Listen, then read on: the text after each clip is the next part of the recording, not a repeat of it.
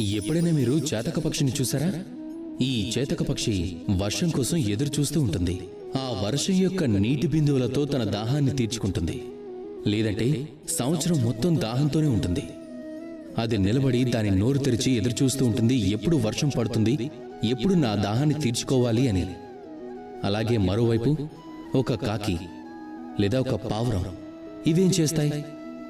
జలం ఎక్కడ దొరికినా తాగేస్తాయి, ఎక్కడ ఆహారం దొరికినా తినేస్తాయి. ఎవరైనా మిత్రులు సంబంధికులు ఎవరు కనపడినా వాళ్లతో కలిసి తాగేసి తినేసి వెళ్ళిపోతాయి. ఇప్పుడు ఇందులో సమానత్వం ఏమిటి, అలానే తేడా ఏమిటి? ఈ రెండింటి దగ్గర రెక్కలున్నాయి, రెండూ ఎగరగలవు. ఈ ఆకాశమే వాటిది, ఆహారం వాటిదే. కాని తేడా ఏమిటి? అభిలాషనే తేడా. అదేమిటంటే ఆకాంక్ష, జీవితాన్ని జీవించే శైలి. ఇప్పుడు ఎంత అధికమైన ఆకాంక్షతో జీవిస్తే, ఎంత ఖరీదైన జీవన శైలిలో జీవిస్తే అంత అధికమైన ఉద్రిక్తత తప్పకుండా వస్తుంది. అలాగే మరోవైపు ఎంత సులభమైన జీవితాన్ని జీవిస్తే, ఎంత సాధారణంగా జీవిస్తే ఉద్రిక్తత అంత తక్కువగా అవుతుంది. అందుకే ఎల్లప్పుడూ ప్రయత్నం చేయండి మీ ఆలోచనలు, మీ జీవితం సులభంగా ఉండేలా. ప్రేమిస్తూ ఉండండి. ఎవరైనా మీకు ప్రేమను పంచితే మళ్ళీ వారికి తిరిగి ప్రేమను పంచండి. వారితో మాట్లాడండి, వారు చెప్పేది వినండి, మీరు కూడా ఏదైనా చెప్పండి. అప్పుడు మీ మొత్తం విచారం మాయమైపోతుంది.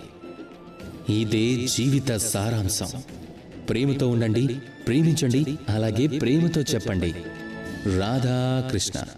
ఈ జీవితం ఏమిటి, మనం ఏమిటి, మన అస్తిత్వం ఏమిటి? పంచభూతాలతో ఈ శరీరం తయారైంది. అలాగే ఇందులో పరమాత్మ యొక్క అంశం, ఆత్మ కూడా నివాసం ఉంటుంది. ఎప్పుడైతే ఈ జీవితం అంతమైపోతుందో అప్పుడు మనం ఈ పంచభూతాల్లోనే నిలిచిపోవాలి. ఇదే సత్యం. ఇప్పుడు చాలా మంది మనుషులు చాలాసార్లు ప్రయత్నిస్తారు, ఇలా చేస్తే గనక ప్రపంచం వాళ్ళని ఎప్పటికీ గుర్తుపెట్టుకుంటుంది అని. మన ఈ జీవితం అసలు ఏమిటి?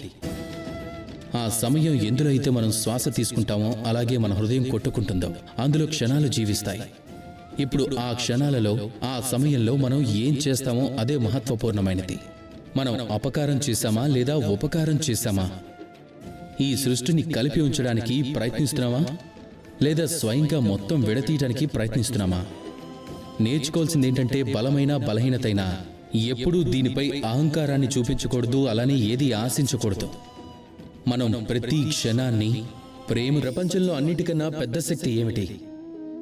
శారీరక శక్తి, భౌతిక శక్తి, రాజనైతిక శక్తి, స్వర్ణం యొక్క శక్తి, విద్య యొక్క శక్తి లేదా మాయా యొక్క శక్తి, భక్తి యొక్క శక్తి లేదా విరక్తి యొక్క శక్తి. ఈ ప్రపంచంలో అన్నింటికన్నా పెద్ద శక్తి చిరునవ్వు యొక్క శక్తి. ఒకవేళ మీరు లేదా నేను ఈ సమయంలో నవ్వగలం, ఎప్పుడైతే అసలు నవ్వడం దాదాపు అసంభవం అటువంటి సమయంలో విశ్వసించండి, ఈ ప్రపంచంలో ఎవ్వరూ మిమ్మల్ని ఏమీ చెయ్యలేరు. ఇది కొన్ని పట్టుపురుగుల విషయం అయితే గనుక ఇది అన్ని వైపుల నుంచి కప్పబడి ఉంటుంది, పెంకు లోపల నివసిస్తుంది, కానీ సజీవంగా ఉంటుంది. ఈ చిరునవ్వు కేవలం ఒక భావన కాదు, ఇది ప్రపంచంలో భావనలను దూరం చేస్తుంది.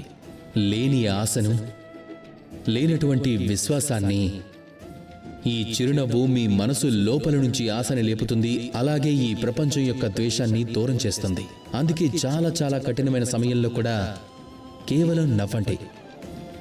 ఈ శక్తి మీ నుంచి ఎవ్వరూ లాక్కోలేరు. ఒకవేళ మీ దగ్గర ఈ శక్తే ఉంటే అప్పుడు వేరే ఏ శక్తులు కూడా మిమ్మల్ని ఆపలేవు. కనుక చిరునవ్వుని చిందిస్తూ నాతో పాటు జీవితంలో మనకి కొన్నిసార్లు సఫలం దొరుకుతుంది, కొన్నిసార్లు అసఫలం.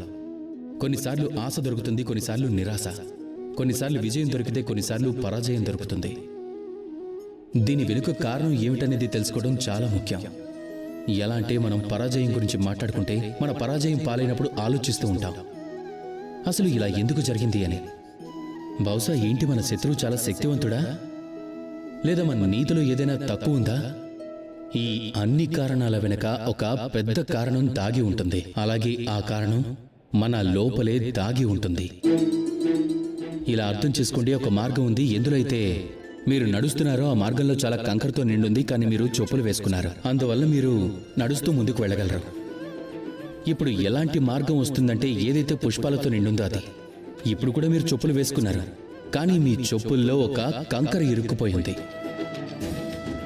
అప్పుడు 2 అడుగులు నడవడానికి కూడా కష్టంగా ఉంటుంది. ఈ ప్రపంచంలోని ఎలాంటి పెద్ద శక్తి అయినా మిమ్మల్ని ఆపే ముందు మీకు తెలుసా మిమ్మల్ని ఎవరు ఆపుతారో? మీ లోపలున్న బలహీనత, మీ లోపల దాగి ఉన్న ఈ శత్రువు. అందుకే సకారాత్మకత ఉంటే అంతా మహత్పూర్వకంగా మారుతుంది. మంచివారితో ఉండండి, మంచివారినే మీ మిత్రులుగా మార్చుకోండి, అలాగే ప్రేమించండి. అలాగే ఈ ప్రేమ అనేది ఎంత శక్తివంతమైన కవచం అంటే దానిని బ్రహ్మాస్త్రం కూడా తెంచలేదు. ఇక కంకర ఎలాంటి సమస్య?